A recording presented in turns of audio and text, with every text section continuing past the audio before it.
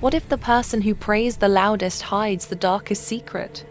In the heart of Enugu, the St. Mary's Church was famed for its angelic choir and reverent congregation. Every Sunday, the pews overflowed, and the sound of harmonized hymns made the village proud. Among the faithful was Mama Nkechi, a frail-looking old woman whose voice soared above all. Trembling yet hauntingly beautiful, children whispered that her eyes seemed to follow them even when she wasn't looking. On one fateful Sunday, as the choir lifted the final hymn, the candles flickered violently. The congregation froze, eyes darting.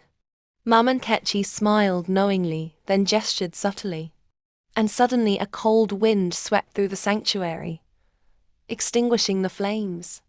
Panic stirred. Pastor Obina tried to calm the church, but even his voice quivered. Weeks passed and strange events grew harder to ignore.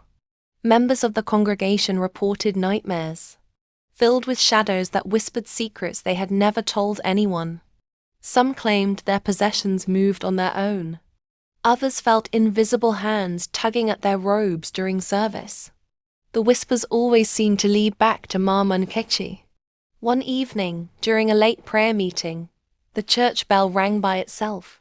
When Pastor Obina entered the sanctuary, he found Mama Nkechi kneeling in front of the altar, but something in her posture was unnatural.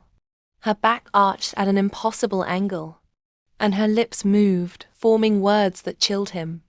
He couldn't hear them, but her eyes glimmered with something dark.